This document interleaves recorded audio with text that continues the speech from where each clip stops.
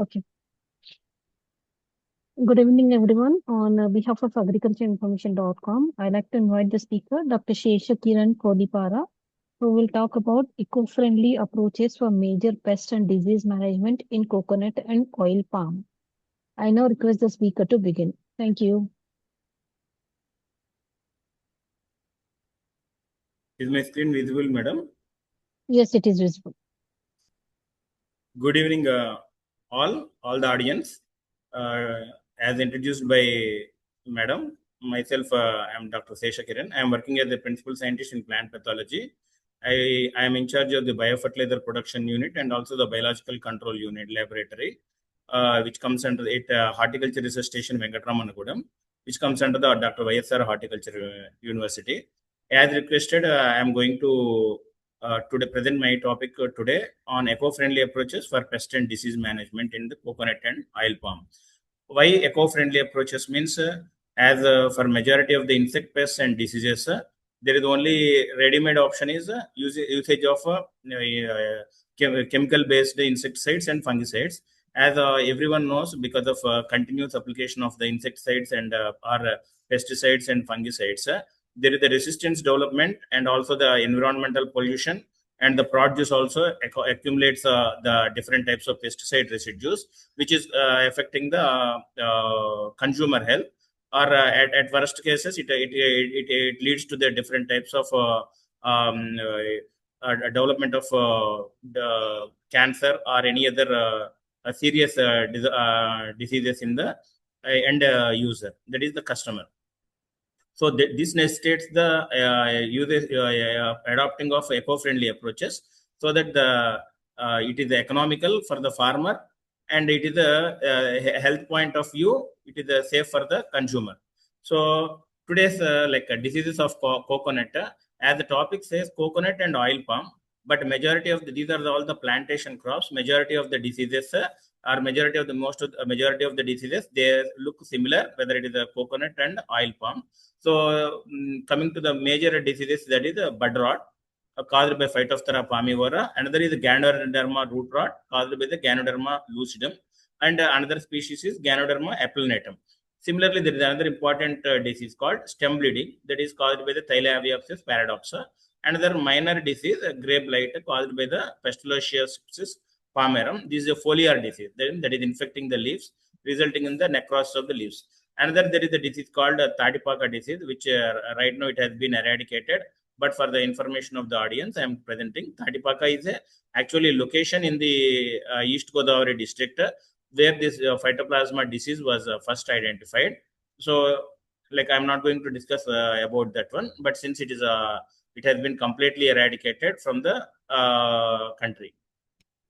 So coming to the first disease, the bud rot, which is a very serious disease in the coconut, oil palm, and other plantation crops such as areca nut. So this disease was first reported in 1906 by the E.J. Butler, and the pathogen was identified as the Phytophthora palmivora. And as most of this belongs to a Womystis fungi, which is a very dangerous, like a Pythium, Phytophthora, and like other Peronospora, Pseudosporana, which gives very little time for the farmer to respond and spray the chemical. So coming to I come from the Andhra Pradesh, which has a significant area under coconut and oil palm plantations, and most of this is called present in the East Godavari, West Godavari, and Yelur, B.R. Ambedkar, and Konasamma districts. So this is, I think, country's vast area under the plantation crops, like coconut and oil palm. So this is the major livelihood, and this is making the farmers very rich, and generating an annual income of more than 2 lakhs per year. So, and that is the reason any disease that affects this type of a highly remunerative crop is of serious concern. So coming to what are the different types of symptoms it is appearing means, or any other particular stages means, there is no one particular stage which is affecting this one. Can affect this particular disease, can affect the palm at a majority of the stages of the growth. So what are the symptoms means, there is discoloration and withering of the heart or spear or central leaf, which naturally the leaf is green, but in consequent to the infection by this bud rot, the leaves turn yellowish green, subsequently turning to brown and then bends. So this is because of the necrosis or death of the tissues, which the young leaves which are about to emerge and which are closer to the spindle, they also show the similar symptoms. And because of the rotting and the infection by this Phytophthora palmivora disease, the tissues they get discolored and they start emitting foul smell. So because of the spindle rots, because the central whorl is getting rotted. So in case of the nursery or anything, nursery or adult one, if we try to plug the entire whorl, it can be easily plucked off. Means because of rotting, it has become because of rotting caused by this particular pathogen. The central whorl can be easily detached. So and that is emitting by foul smell. In case of the adult crops, or in case of the older plantations, we can see because of they can see the dropping of the fruits. As the disease advances, there are initially with the sunken leaf spots which are developed on the entire leaf blade. They spread to the both side older leaves and the younger leaves. So we can see the margins of the spot, they appear irregular and they are water soaked. Means because of the disruption of the cell wall, the inner water they start leaking out and they are appearing as a water soaked lesions. So over a period of time, the central bud, which is supposed to be giving rise to new leaf or like a fruit bunches, so they start rotting, and because of this, the the entire bud rots, and consequently there will not be emergence of bunch or the flowers, and like that. So generally the symptoms, the spreading of this disease spreads from the central heart leaves to the outer side leaves, means central younger leaves to the older leaves. So over a period of time, when the disease is very severe, and expecting that the pathogen has completely fully grown, the entire crown region of the coconut or oil palm, it gets detached, and because of the detachment of the crown, only the central trunk will appear without any the central whorl or side leaves. So as previously I told, this belongs to the Phytophthora palmivora, Womystis, class Womystis, and order Peronospirale, family Pythiaceae. So what are the conditions under which this disease is? Means generally this disease appears during the onset of the southwest monsoon, in the or when there is continuous humidity in the, and there, when there is the soils are very poorly drained, leading to the stagnation of the water. That gives the opportunity for the pathogen to develop. So young palms growing in the low layer areas, growing under moist conditions, are most susceptible. So higher incidence of the disease is always preceded by the high rainfall during the previous months. So what are the predisposing conditions? Means low temperature, high rainfall, drizzling, continuous rains, poorly drained soils. These are the predisposing conditions, or the conditions that lead to the that are going to cause the severe devastation. So generally, starting from the initial infection to the complete damage, it depending on the amount of the inoculum, and depending on the stage of the crop, and depending on the predisposing conditions which are favorable, it takes 3 to 9 months to completely damage this one. So as previously I told, this particular pathogen needs high rainfall, this one. So consequently, we can imagine that during monsoon, the disease will be very predominant, where the relative humidity is very high because of the continuous rains. And that if you see the temperatures below 24 degrees and relative humidity of more than 94 degrees, this is very congenial conditions for the occurrence of the disease. So coming to the how the disease is occurring, how the disease is spreading, from where the inoculum is coming, means generally the fungus is perpetuates or survives in the form of their spores. They are the sexual spores, whose spores are the spores formed during the previous season. They remain dormant during the high temperatures or when the temperatures are unfavorable, but and they remain dormant. But consequently to the appearance of the uh, uh, monsoon season, when the temperatures fall are reduced, and there is a there is a continuous rains, then these they become activated, they become active, these spores they germinate, and they start causing the infection. Particularly the continuous rains and temperatures of 18 to 20 degree during 18 to 20 degrees temperature, this pathogen Phytophthora palmivora, this becomes active, and they produce because during these favorable conditions, the pathogen leads the vegetative stage, means our asexual stage, where abundant sporangia and numerous juice pores, which have the ability to swim in the low-lying in the water present at the base of the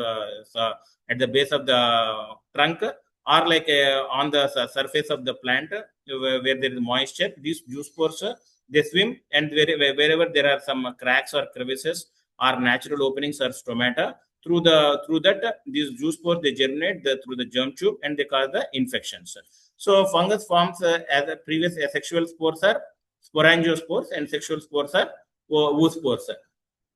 So how these are the different types of coming to the symptoms. These are the different symptoms. We can see normal the central whorl, we see it becomes necrotic, or it becomes rotted, and it appearing brownish. Coming to the fruits, coming to the nuts, so it becomes rotted, and it will easily at the earliest stages it gets detached. So rightmost one is during the nursery, the central whorl is getting rotted, and we can see easily the central whorl, if it pluck, means it can easily gets detached from the rest of the plant. So these are the symptoms. So how we will manage? So we should see that there is a proper spacing as per the recommended spacing we should give. So we should not be take the plantation more overcrowded to accommodate more crops. And moreover, we should see that there is the soils, some types of soils like clay soils, they have poor drainage. So in that conditions, we should add some FIM, or like sand, or other vegetatives like organic matter, so that the soil becomes loose. And whenever there is a continuous rains, the soil gets there will not be any water stagnation, and the disease and the water which during and the water will go to the deeper layers, that will prevent the accumulation of the inoculum. So what are the eco-friendly approaches? Means naturally most of the people will be knowing the most favorable biocontrol agent is the Trichoderma viride or Trichoderma asperellum and Gliosporidium variants. So to show you, this is the am I visible, madam? This one. 1 minute. So this is the culture of the Trichoderma viride. So I am showing this one. So this is the culture, pure culture. This will multiply in the yeast and molasses extract, and we will prepare the formulations. So we'll prepare the formulations. So like a talc-based formulations or liquid formulations, and accordingly we'll supply it to the farmers. So how to multiply this one means generally we supply in the forms of talc formulations. So where 1 kg, we recommend the farmers to take up to mix with 200 kgs of the FIM or like vermicompost, and to promote the more sporulation, we suggest the farmers to add 10 kgs of the neem cake, and daily, and prepare as a beds, and sprinkle the beds with regularly with rose can with water, so that that will give more moisture, and the Trichoderma viride, which is the biocontrol fungus, that is multiplies in a, during a for a period when it is left for 1 week to 10 days. So after 10 days, when we feel that the Trichoderma fungal growth, this biocontrol has sufficiently grown, we mix the FIM and neem cake, and thoroughly at the base of the plant, we add around 5 to 7 kgs of the mass multiplied Trichoderma viride. So this multiplied, so if any inoculum is there in the soil, this pathogen, this will completely take care of this one. And another thing is that this particular trichoderma, this is a very fast growing and it is highly competitive. This will not allow the other pathogens or other microorganisms present in the soil to grow. So by way of competition, by secreting antibiotics and other modes of action, by dissolving the cell wall, this biocontrol agents is a highly affordable and eco-friendly approach to reduce the inoculum of the pathogen inoculum present in the soil to the lowest possible. So these operations of this mass multiplication application should be applied, should be carried out just before the onset of the monsoon, so that the inoculum, the pathogen, if any present in the soil, will be very much reduced. So these are the eco-friendly approach. So if there is any, the symptoms are very severe and it is having the disease is severe, means we go for suggest the farmers to apply for a metalaxyl plus mancozeb, which is commonly available as a Redomil MZ, or like potassium phosphonate, which is a 0.3% at the end, 3 ml per liter, which is available from Apola Chemicals Limited. And metalaxyl plus mancozeb, that is available as a Redomil MZ and many other commercial formulations from other manufacturers. So as a stem injection and soil drenching. So this is one. This picture I am showing is because, as I told, how to mass multiply a biocontrol agent. So this is the trichoderma formulation. We can see the white patches. That is nothing but the trichoderma talc formulation. And the rest is the farmyard manure. To that 200 kgs, we have adding 10 kgs of neem cake and 1 kgs of this one, and thoroughly mixing, and we are preparing as a bed in a shade conditions. And daily we water it. So that gives, because of the presence of the moisture, this biocontrol agent trichoderma will multiply very much. After a period of 1 week or 10 days, we'll thoroughly mix and add to that at the base of the plant. So at the base of the plant, where this is a soil-borne disease, the pathogen is present mostly in the majority of it in the soil. So if you are able to reduce the soil pathogen in the soil, that will reduce the new infections, or even if there is already infection, that will reduce the disease incidence. So other disease is the important one, Ganoderma wilt or Tanjavur wilt or basal stem rot. This is another important disease which is in all the coconut growing areas, be it Kerala, Karnataka, Tamil Nadu or Andhra Pradesh, where the pathogen, here also the pathogen is present in the soil. When there are any, the soil is during the intercultural operations, when the roots are getting a damage or cut, then the pathogen, this Ganoderma pathogen, which is present in the soil, they enter through the cracks and crevices or through the injury, and they will cause they enter the plant system and they cause the disease. So how the symptoms are, it is seen as the wilting of the leaflets in the crown, and also outer whorls of the leaf, like they turn yellowish and they gradually brown and then droop from as a skirt. Means the naturally there will be leaves will be upright and they will be spreading like a fan shape. But because of the disease, the leaves they break and they will be hanging around the trunk as a skirt around like that. So the tissues which are beneath the lesions, they decay. So droop leaves, they fall one by one. So as everyone knows, as majority of the leaves are there, means there is more of photosynthesis and more of the photosynthesis development and the nuts development.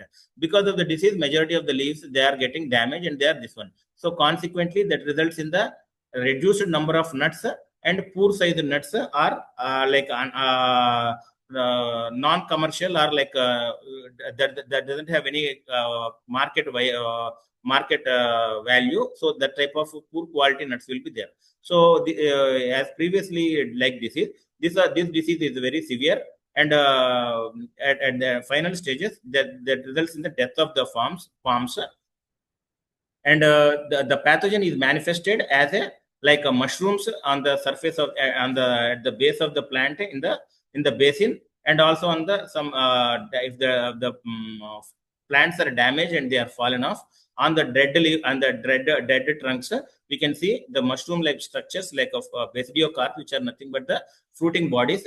They see this one, that can be clearly seen. Or in the field also we can see this mushroom like structures which are brackets, they can be seen in the fields. Those are the physical those are the parameters which make the farmers see that the plant is, that the field is that the plantation is infected with the disease. So since this is a little bit slow spreading, so it takes almost consequent to the infection, it takes around 6 months to 2 years for the infected palms to die. So during this period only, we should apply biocontrol agents like Trichoderma viride, Pseudomonas, and other bacillus by mass multiplication, and apply at the base of the plant. And on the surface of the, if you are seeing on the surface of the trunk any symptoms, means there also we should apply this liquid formulation, or like we can add this trichoderma talc mixed in the dung, and we should paste it on the trunk, and then secure it with tying with the coconut leaves at the point where the symptoms are seen. So there are no particular stages which are vulnerable. Majority of the plants, at irrespective of they are susceptible, particularly in the age group of 10 to 30. So the palms get easily destroyed in the areas receiving the less rainfall. Soil moisture stress during the summer. The previous disease we said that during summer, low temperatures, high humidity, these are the one. But here, when the soil is having low moisture and it is a drought stress during that, those are the predisposing conditions. As previously said, there are two pathogens, which are two species, Ganoderma lucidum and Ganoderma applanatum. These are the two ones responsible. So these are the symptoms we can see. So on the trunk, we can see this type of black patches, and as previously I said, we can see a large number of leaves at the surrounding the trunk as a skirt, only leaving few leaves as an upright. So these are the severe stages. On the trunk also we can see bracket-like structures or mushroom-like bodies, which are nothing but the fruiting bodies of the Ganoderma. So on the dead trunks also we can see this type of symptoms. So these are the different during the survey in the Godavari districts and Srikakulam districts, where there is a huge number of lakhs of acres of the coconut plantation. These are the symptoms. So the coconut plantation and this disease are synonymous. So almost every plantation, the disease appears. So on the surface, we can see this type of bleeding symptoms like that. We can see because of the damage of the tissue and rotting of the tissue, and from there we can see certain oozy-like structure coming up. So these are the another symptoms in another Narsapur mandal of the West Godavari district, where the central whorl only few leaves are there, and rest all they are broken at the base and they are hanging around the trunk. So this is, as previously said, over a period of time, majority of the leaves are like they are detached, leaving only headless trunks. So they are uneconomical and they don't have any market value. So we need to there is no option left with the farmer to completely uproot the plant, apply the fungicides or like biocontrol agents like Trichoderma, Pseudomonas, Bacillus subtilis, and allow the biocontrol agent to grow and completely reduce the inoculum, and then only we should suggest for taking up a gap filling for the filling with a new plants. So how the management means destruction of the bole of the diseased palm, means central trunk, and isolation from the neighboring palms, and plowing and flood irrigation should be avoided, because so during plowing, the soil, infected soil that carries to the new soil, new plantations are in uninfected soil, and flood irrigation means as the pathogen survives in the soil along with the water, these sexual spores and sexual spores, they get carried to the fresh plants, and there are any during the intercultural operations when the roots get damaged, these spores they enter the new plant and they start infecting, new infections will start. So what the best management practice is, these infected plants, there are 3 to 4 feet surrounding the central trunk. We should dig the trenches, and so that that prevents the water from the infected plant to the neighboring one. And also like there are commercially some products like Calixin, which is technically tradomorph, that is also soil application that is good. And as previously shown, on the surface of the trunk we can see bleeding patches. So there we should apply copper oxychloride or Bordeaux paste, as alternatively trichoderma formulation in the dung we should mix, and then apply as a thick paste or like on the bleeding patches, and then to prevent that dung, wet dung along with trichoderma from falling off, we should tie it with a coconut leaves so that the trichoderma grows at the infected area where the pathogen is there, and it reduces the inoculum. Alternative, like root feeding with the tridomorph, 1 ml per 10 ml of water, or like and other thing as previously told, fifth, either mass multiplied trichoderma we can use, or you have the fresh formulation. If you don't have much time to develop and then apply, 50 grams of trichoderma per plant along with the 5 kgs neem cake at the base. So another disease is stem bleeding caused by Thylaviopsis paradoxa. Here also we can see the reddish brown fluid, gummy fluid on the trunks, growth cracks of the trunk. We can see initially bleeding symptoms are we can see at one or two places on the at the base and on the trunk, but over a period of time this as the disease spreads from the soil to the roots to the trunk, and it reaches the vertical spread of the pathogen from the lower base of the plant to the upper trunk. That is means that is vertical spread of the disease. We can see bleeding patches may extend even up to the crown region. So except vascular tissues, rest all soft tissues, they disintegrate, and because of that we can see large huge cavities where because of the dead tissues we can see huge cavities inside the trunk. So infection is this spreads slowly in the young trees, but finally it takes 1 year almost for the final wilting to occur. So in the old trees the death may be delayed over a period of 2 to 3 years. Growth of the plants will be severely arrested and the yield will be reduced. So these are the symptoms on the stem bleeding. Like because bleeding means like how the if any injury is there or wounds are there on the for the humans, there will be bleeding. In the same way, because of the damage of the tissue or rotting of the tissue, and the pathogen secretes certain this type of reddish color fluid that is seen as emerging from the rotted tissues as a reddish brown patches. As previously told, inside the trunk there will be a rotted tissue will be there, and we can see the hollow trunk will be there. So these are the severe stages of the disease.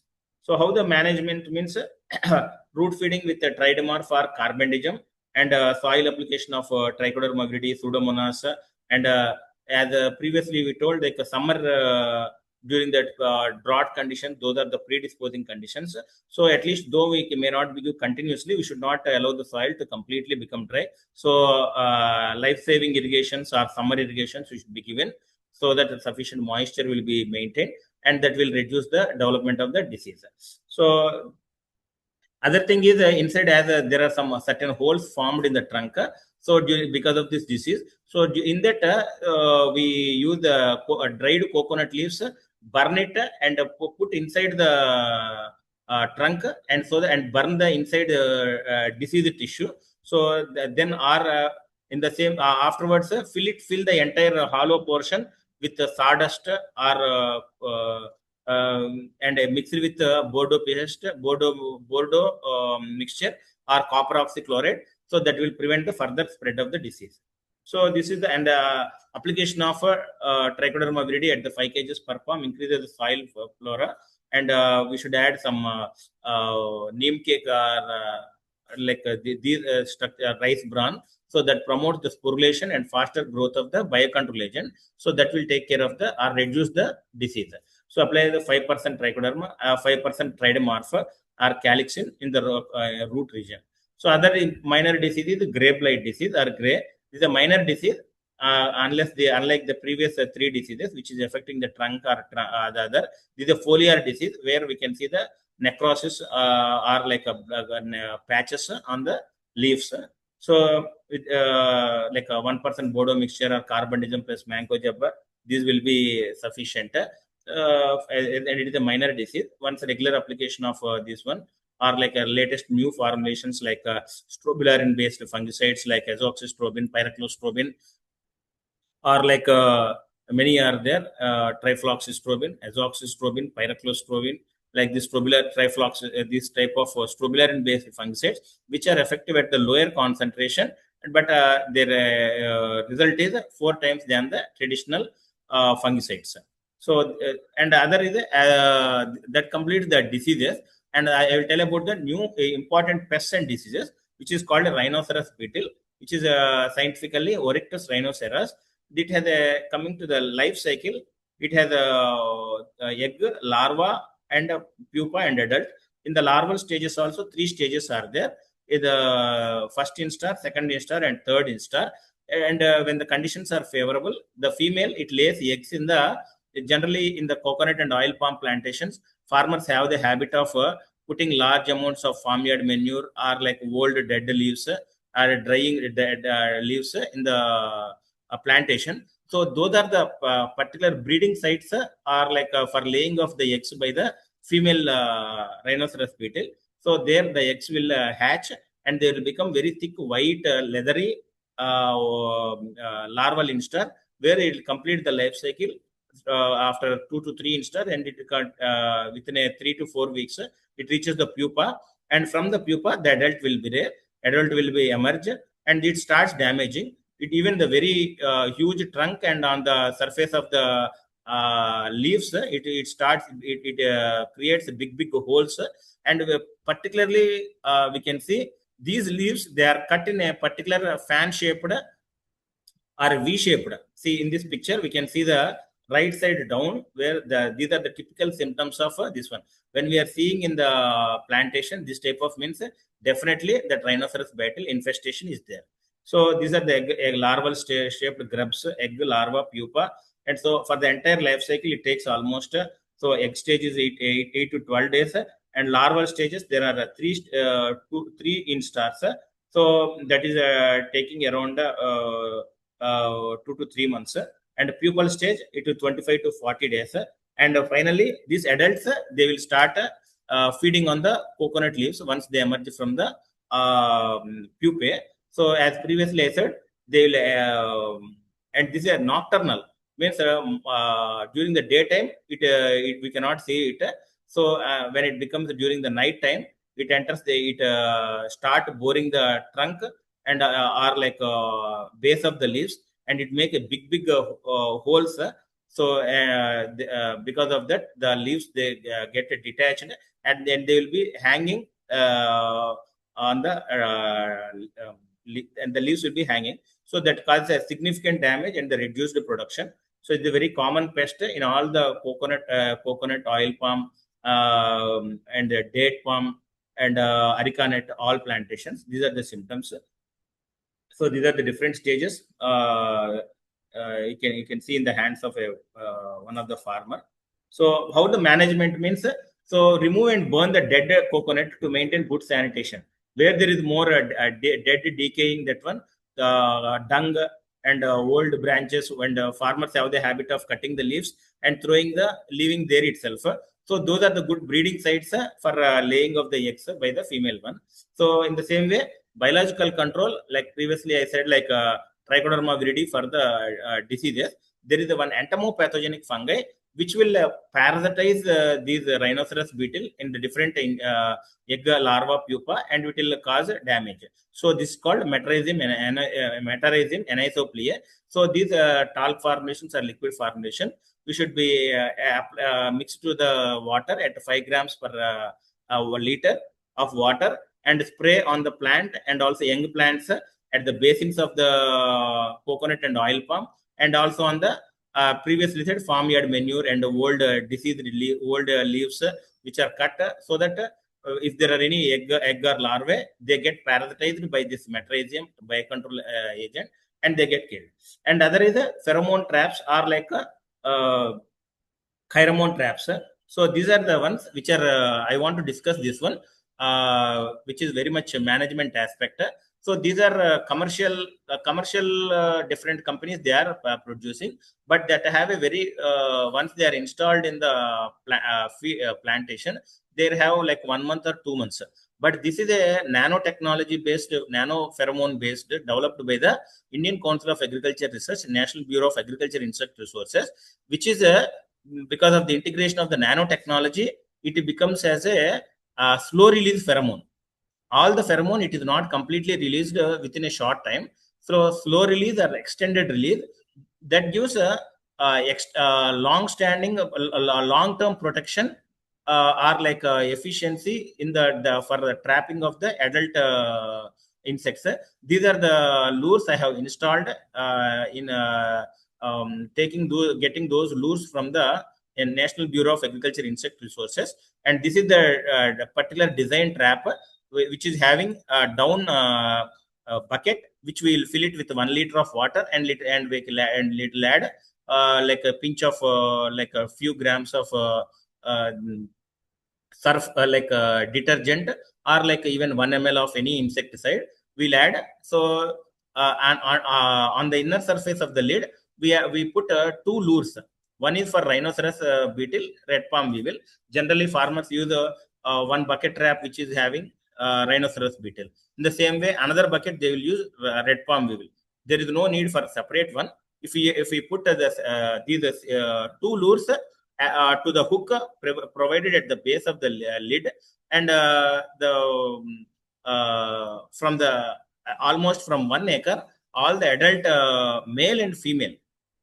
One should note that generally there are sex pheromones. These pheromones which are released by the females and that will attract the male. But here it is a pheromone which will attract both the adults and males and females and into the bucket. So once they enter into the this bucket trap, like they will fall inside and they into the water, and they are get killed by the drowning or because of the insecticide. So another is the red palm weevil, which is called Rhynchophorus ferruginous, which is a highly destructive pest. So the previous one, rhinoceros beetle, at most it causes a hole, it punches holes, damages leaves, and chops the leaves. But this is more dangerous, which is smaller in compared to the rhinoceros beetle, but the damage is very extensive. So it enters to the spindle leaves, and it enters the through the spindle leaf, and it bores through the trunk from the top to the lower part of the trunk. It completely enters into the and inside, once inside the trunk, it chews the very soft things, and there will, through the cracks and crevices on the surface of the trunk, it the eaten one, the dried one, that the chopped inner tissue that will be thrown out from the trunk. So that will come as a small patches that will come as a small bundles from the trunk of the plant. So complete, if you should effectively monitor and control strategy, farmers can reduce the impact of the red palm weevil, because once this is infested means when we can see within a few months the entire plant will get detached, entire plant will get lodging or like completely fallen off at the base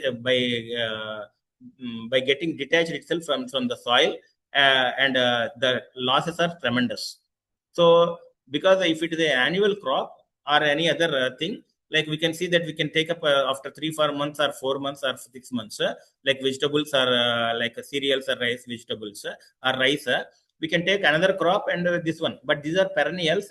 Once it is lost means it takes another several years to take a new plant into as a gap filling, and to make it productive it takes another 5 years. So that is leading to huge loss of income.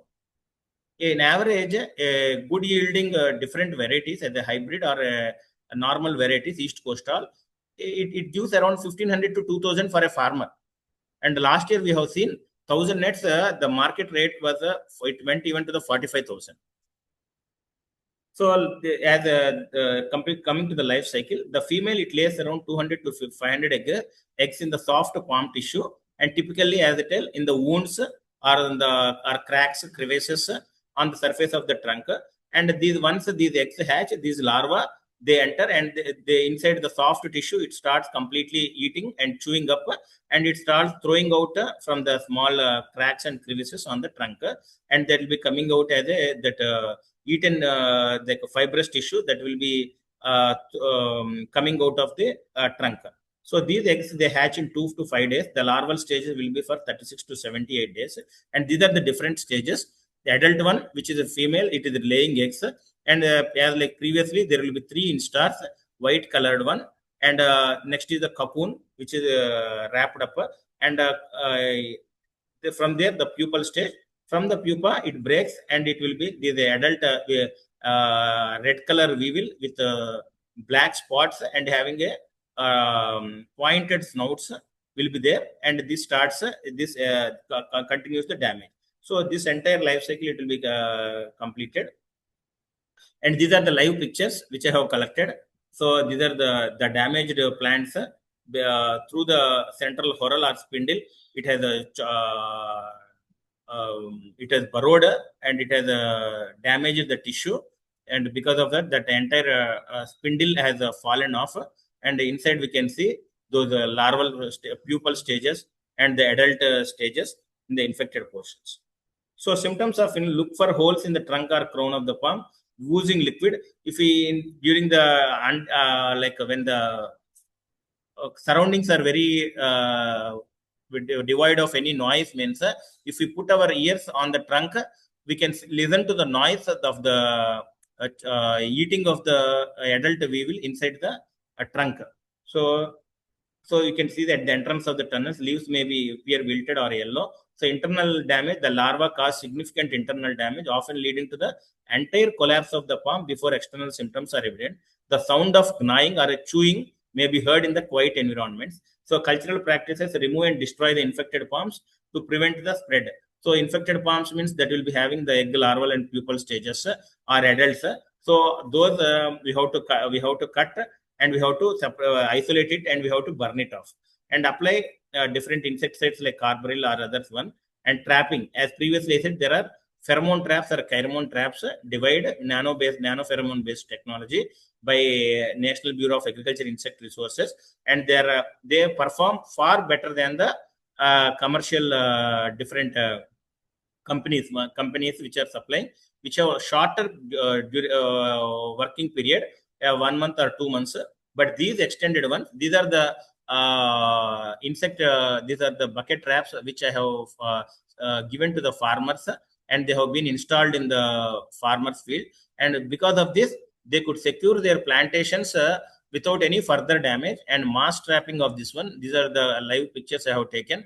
Within 1 week we can see 50 to 60 adult weevils they have been trapped, and we have suggested the farmers to change the water every 1 week and add a little bit of insecticide so that the fresh ones will be collected.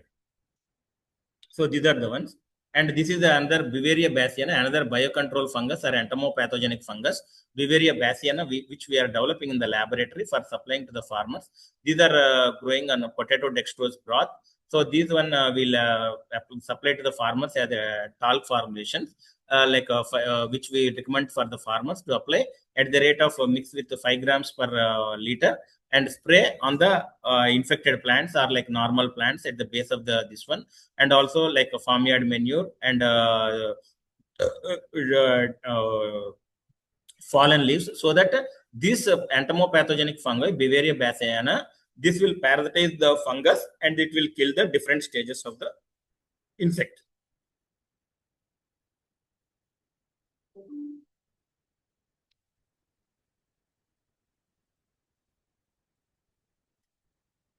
So this completes my presentation. Hope I am clear. If the audience have any particular doubts, they are most welcome. And I want to say that this I have taken up this in charge of the biological fertilizers and biological control laboratory last February, and during 2 to 3 months I have prepared the lab, bringing to the working conditions. And from last June I have started producing this Trichoderma viride, Pseudomonas fluorescens, Bacillus subtilis, and entomopathogenic fungi. We have got coffee stem borer, coffee fruit borer in the coffee plantations, almost 2.5 lakh acres in the Vishakhapatnam, Allur Sitaramaraju districts, Manyam districts.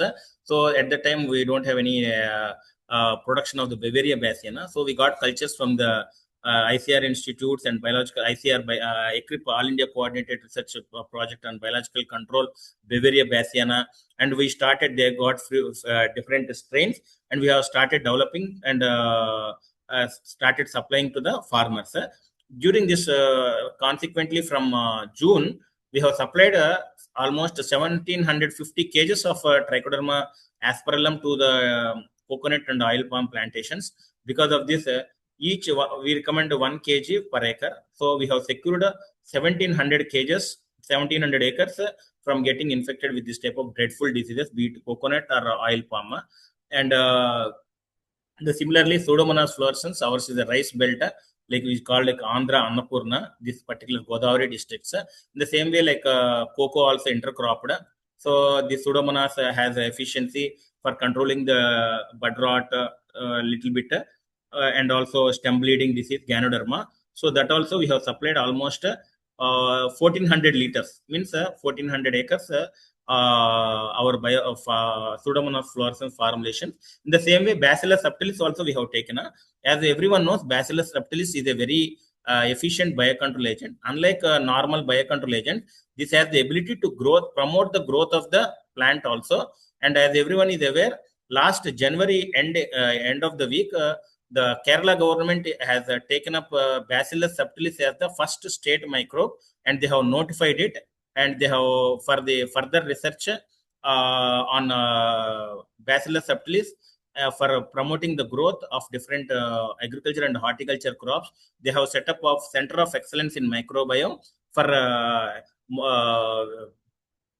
multiplication, for research, and large scale utilization of this Bacillus subtilis in the agriculture and horticulture crops. So even before that, we have during the past 1 year, we have produced Bacillus subtilis liquid formulation, and we have supplied almost to the 380 acres, 380 liters we have supplied to the farmers, which with they could secure the different plantation crops, vegetables, and other types of flower crops in particular this one. Our liquid formulations are liquid formulations of biofertilizers and Pseudomonas, Bacillus, and also talc formulations of Trichoderma viridi and Bavaria bassiana. This were been widely used in the Andhra Pradesh, Karnataka, and Telangana. So this is my detailed speech about work we are doing. If the audience have any particular questions, I'm you are most welcome. I will try to clarify. Okay. Thank you, Dr. Sesha Kiran, for a very detailed presentation. Now I'll take up some questions. This is the Iseria fumigorosa, and this is the Trichoderma viride. Okay. So the first question is, what are the major pests and diseases affecting coconut and oil palm currently? Already I have given, madam, bud rot. Those are the bud rot, stem bleeding, Ganoderma, root rot, and wilt. Minor diseases are this one. And pests, insect pests, rhinoceros beetle, red palm weevil. And the other is Rugo spiraling whitefly, which is a very common. It has become right from 2016. It has become a major concern because of the shortage of time. I could not give more number of diseases, more number of pests. But if the audience are interested, I can give Rugo spiraling whitefly. For that only, we have developed this Iseria fumigorosa. This is another biocontrol agent. This is this formulation we can grow in the potato dextrose broth, and we give to the farmers. So and they can spray on the lower surface of the leaves, so that this entomopathogenic fungus, it starts paralyzing the adults whitefly, and they will you can see this reduced incidence of this one.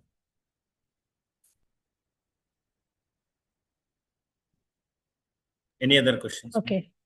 Next question is, which eco-friendly control methods are most effective at farm level? What, madam? Which eco-friendly control methods are most effective at farm level? So for as I told, for the diseases, you using of Trichoderma viridi, mass multiplying in farmyard manure along with neem cake. So after 1 week to 10 days, the multiplication of the Trichoderma viridi is over. So we can recommend to the farmers to apply at the base of the plant to the entire basin, depending on the age of the plant, up to 5 to 10 kgs, so that and give regular irrigation, so that moisture is maintained, and this trichoderma will multiply and it will take care of the pathogen. In the same way, for the insect pest, this particularly entomopathogenic fungi are there, Metridium anisopliae, Beauveria bassiana. So these can be commercial formulations, whether from ICR institutes or like regional state agricultural universities. We can get this one, and they can apply these liquid formulations on at the basin of the crop, in the plant basins, and also on the farmyard manure. Like most of the farmers, they have the habit of putting the old leaves, the collected leaves, fallen leaves, or FIM in the fields itself.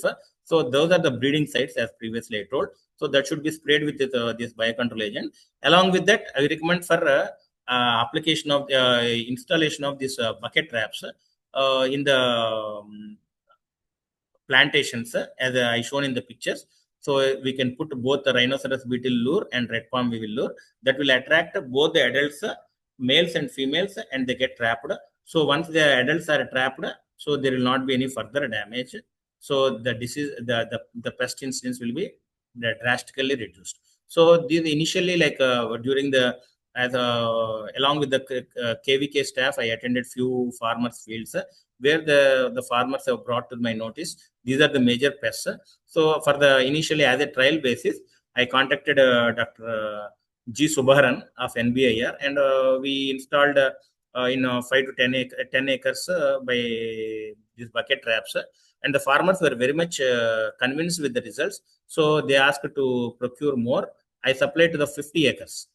So then within 1 month, those 50 acres, 50 lures were completed, and I have procured again 100. So I covered 100 acres. So in this 1 year, I am very happy to say that more than 2,500 acres or 3,000 acres of plantations have been installed with this bucket traps with this lure. So that indicates how effective these and how cost effective. These cost hardly 120 to 130 rupees, while the commercial one they charge 250 rupees, and they are effectively only for only 1 to 2 months. And compared to them, these nano this one are effective up to 4 to 6 months. And as we shown in the pictures, there is a huge catch, and the farmers are very happy that with a very low cost for hardly 450 or 460 rupees, including a trap and both rhinoceros beetle and red palm weevil lures, they are able to secure at least for 4 to 6 months. So I can proudly say almost 3,000 acres. I was instrumental. Every week or every 10 days, the farmers, I request NBIR to supply those lures. And within 1 week, all those 100 lures will be completed.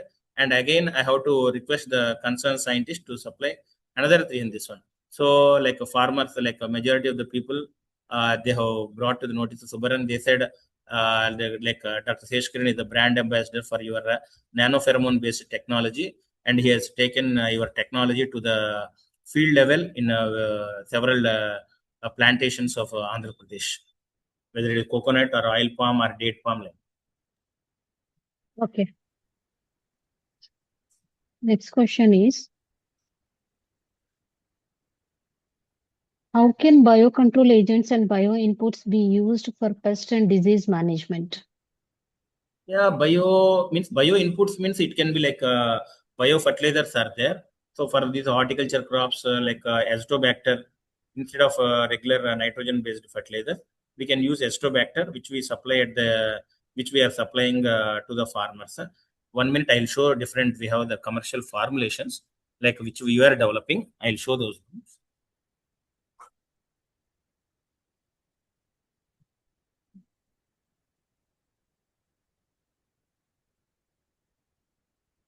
So these are the phosphorus solubilizing liquid bacteria, which we are supplying to the farmers. In the same way, potash releasing bacteria. So naturally, soil will have abundant inorganic and organic phosphates, which are and phosphates and potassium, but which is not utilized by the plant. So once we supply this type of phosphorus solubilizing bacteria, supplement the bacteria multiplied in water along with dung and jaggery. So these bacteria, these liquid formulations, like mass multiplied one, if we add at the base of the in the basin, so 5 to 6 liters, so they will start fixing the nitrogen. They will solubilize the phosphorus. They will release the potassium, which is in complicated form or like complex form, and this can reduce the regular chemical fertilizers up to 30%. And along with that, for we recommend other bio inputs like bio means farmyard manure, vermicompost, and even the government is very much popularizing the seaweed extract, either Ascophylla nodosum, like they are having their reservoir of nutrients like major and micronutrients, trace elements, and also amino acids, peptides, and other hormones. So they are giving a good growth. So by this we can reduce the chemical dependence of the chemical based fertilizers. As coming to the diseases, we are using, instead of the normal fungicides, we can use biological control agents, as I shown, trichoderma viride, pseudomonas, bacillus, as for controlling the diseases. Bacillus subtilis particularly, even up to 80 degrees, it can withstand even in the harsh conditions, drought stress conditions, like moisture stress. It will survive as endospores, and it will continue, and it will give the disease control. And along with the disease control, Bacillus subtilis is a biostimulant. It promotes the growth by making the plant stimulate the production of the phytohormones and other amino acids, like that. So for disease control, this trichoderma viride, pseudomonas, and bacillus. And coming to insect pests, we have entomopathogenic fungi like Metridium anasoplea, Bevaria bassiana, Verticillium lacani, and like this, there are also some parasitoids like Epatochrisa aster for taking care of the rugospiraling whitefly.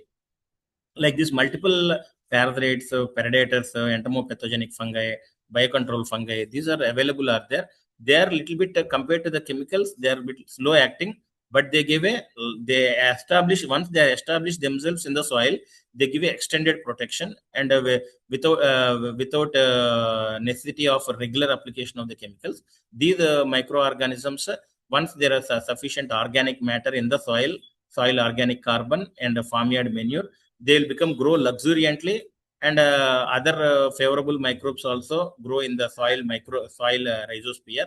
So that itself will result in the reduced pest and disease incidence. Okay. And what role do cultural practices, sanitation, spacing, pruning play in prevention? What, madam? What role do cultural practices like sanitation, spacing, pruning play in prevention? Yeah. Cultural practices means, suppose, as I say, is our bud rot or like stem bleeding, those are diseased and dead plants are there.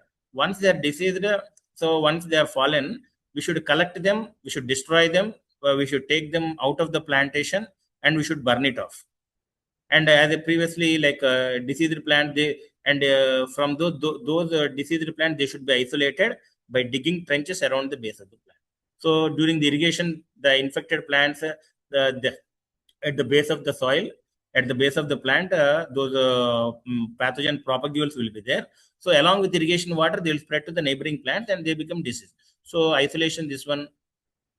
And recommended spacing. So more moisture, as I told, like bud rot, we say, like more moisture, higher humidity, higher relative humidity, lower temperature, those are predisposing. When the plantation is crowded, there will be more humidity, and that becomes the predisposing conditions for the diseases.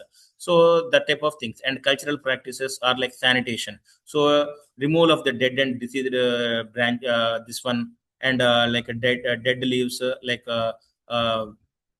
this type of regular hygienic practices, if you are using, means that will reduce the disease incidence and also prevent the spread of the disease to the new plants.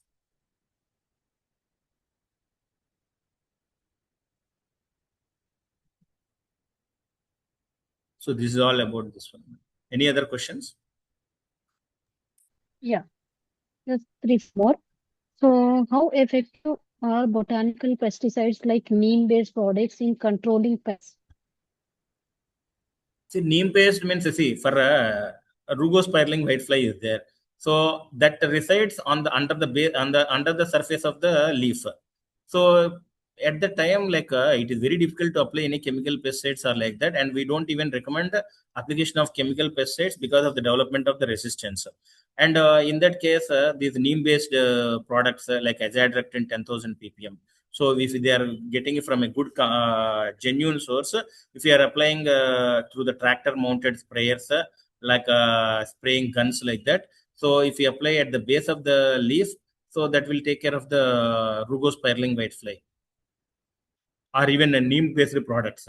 So like neem when it is mixed with the neem cake, when it is mixed with the farmyard manure, it promotes the sporulation of the biocontrol agents. So means like instead of vegetative growth, if there are more number of spores, means once these spores again they will germinate. They are like a seed material. They'll further develop. They produce the mycelium that will this biocontrol agent will develop vigorously, and it will reduce the and it will start killing the pathogens which are causing diseases, whether be it a bud rot, Phytophthora palmivora, or Ganoderma, or like stem bleeding causing organisms. So neem has definitely a good role, particularly when for insect pests like rugospiraling whitefly, like Elyrodicus species, where application of chemical insecticides is not recommended because of the threat of development of insecticide resistance. And along with that, we suggest the farmers to put a large tarpaulin sheets wrapped up around the trunk and apply any castor oil or like grease, so that these white flies they get attracted to these or sucking pests, they can get killed. Okay. How can farmers adopt integrated pest management in coconut and oil palm? Yeah, these are all integrated. Integrated approaches means not relying on single practice, like cultural practices, removing the dead and disease leaves, like maintaining proper drainage practices, like avoiding completely compact soils, like addition of the green manure crops, using biocontrol agents, like adding of green manure crops, like to the at the base of the soil, so that promotes increase the organic matter, that promotes the better growth of the soil microbe. So adopting the mass trapping of pheromones using pheromone technology, and like this, many biocontrol options are neem-based formulation like azadirachtin 10,000 BPM application on the plants, and also so that so these are different approaches, cultural practices, chemical in like finally there are some chemicals for controlling some diseases like metalaxyl, like azoxystrobin for glebe blight or like stem bleeding. So we are integrating different practices, cultural practices, mechanical practices, and spacing, giving optimum spacing for better penetration of the light, so that prevent the moisture accumulation, preventing the overcrowdedness, biological control, finally chemical control, and these entomopathogenic fungi. These are the different approaches. Okay. And what are the early symptoms farmers should identify to prevent major outbreaks? Yeah, these are but depending on the crop, depending on the disease, each one we are seeing certain symptoms. Suppose rhinoceros beetle is there, so we can see when the pest is there, we can see fan-shaped leaves will be there. So bud rot is there, means that the central whorl will be rotting. Stem bleeding on the we can see on the stem we can see reddish ooze like symptoms will be coming off. So different on the coming to the rugospiraling whitefly. These spiraling whitefly they start laying eggs on the under surface of the leaf, and they will be present eggs are laid in a spiral fashion. So once those adults are there, they start secreting some honeydew like secretions, and those honeydew secretions fall on the lower leaves. And because of that sugary secretions, there will be development of sooty mold, black color. This one that reduce the photosynthesis. These are the regular symptoms scouting the farmers should completely regularly visit the fields, the plantations, and any other symptoms we are seeing, like bud rot, this Ganoderma is there. When when there is infestation, we can see those bracket or mushrooms type of bodies. So those are indicators for the presence of Ganoderma. So immediately apply biocontrol agents or tridamorph or root feeding. So that will reduce the disease incidence. That will prevent the horizontal spread and also vertical spread of the disease from the soil to the topmost crown. Okay. Next question is,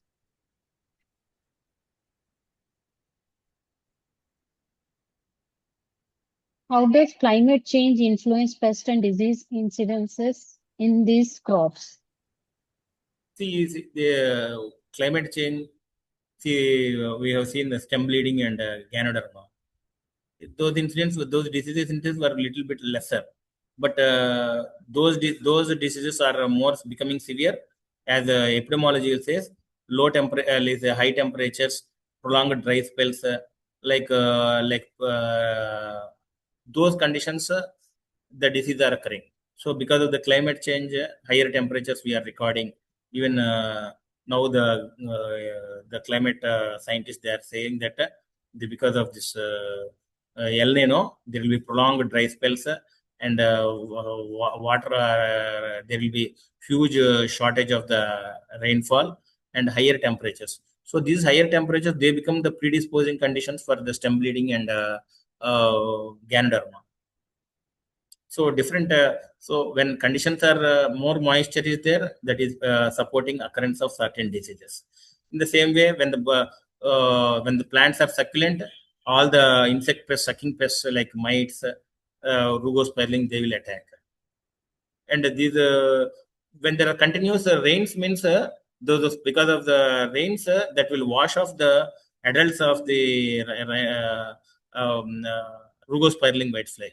Because of the and it will not allow the insect pest to establish on the soil, plant.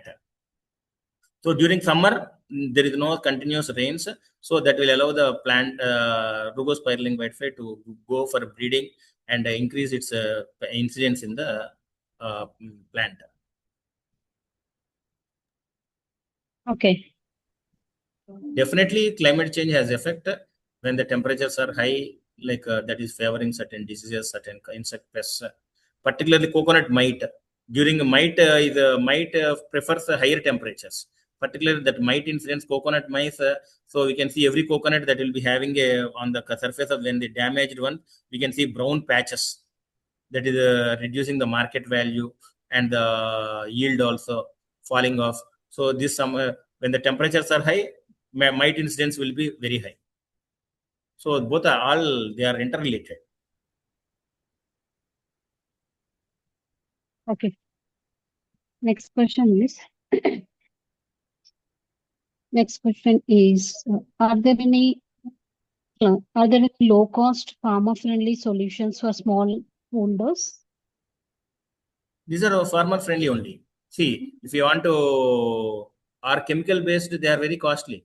What all I suggested, trichoderma, we supply to the farmers at the rate of 120 rupees per kg. They have to add to the FIM, neem cake, mass multiply, and apply at the base of the plant. Bavaria bassiana, we supply at 200 rupees per kg. 5 grams per liter, spray on the plant, FIM, and on the basins, that will take care of the majority of the insect pests. Pseudomonas, we just supply at 80 rupees. Pheromones, just with 460 rupees, 450 rupees, one bucket trap, two rhinoceros, one rhinoceros beetle, one red palm we will lure, install for 1 acre, that will take care of the crop for 4 to 6 months. These are very low cost, not much laborious, eco-friendly, reduce the cost of cultivation, that is good for the consumer. Earlier, farmers used to do root feeding with monocrotophos. Monocrotophos is a banned one. They are doing root feeding. Once the plant is taking up the monocrotophos, those monocotophas, that chemical insecticides goes into the coconut water. If you are taking the coconut water, that is mixed with chemical pesticide. So all those practices have been completely out of usage. There are many better eco-friendly approaches that is good for the farmer and the consumer. Okay. And last question: what are the common mistakes farmers make while managing pests? What are the common mistakes, man? Yes. Common mistakes, it depends on the farmers' literacy levels, all those. So you should not get those material. You should not nuts from the diseased fields to the new areas.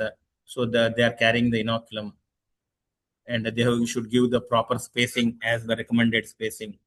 And when we are using biocontrol agents, that should be preceded and succeeded by avoiding the usage of any chemical based insecticides or fertilizers, so that though the application of chemical, that will not hamper the growth of the biocontrol agents or entomopathogenic fungi.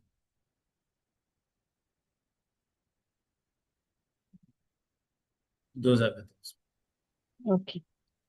Okay, Dr. Sesha Kiran. So I don't see any more questions. So now we have come to end of question round. I'm very happy that the people followed, and question answer session was very prolonged. Out of many presentation, this is the most extended questionnaire, questions and answers.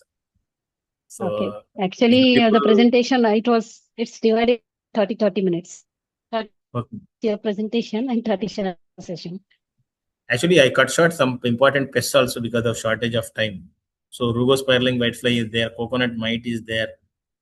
So, okay, that's all. So maybe we'll cover this in the next session. sure, okay. Sure. Okay, thank you, Dr. Sesha Kiran, for a very detailed presentation, answering all the questions in depth. So we'll be ending this meeting now. Have a good day. Good evening. Thank you, madam. Thank you. It gives me great pleasure for participating and sharing my knowledge and enlightening the audience, farmers and other entrepreneurs.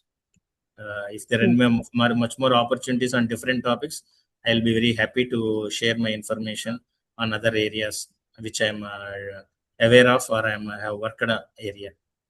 Thank you, madam. Sure. Yeah. Okay. Thank you.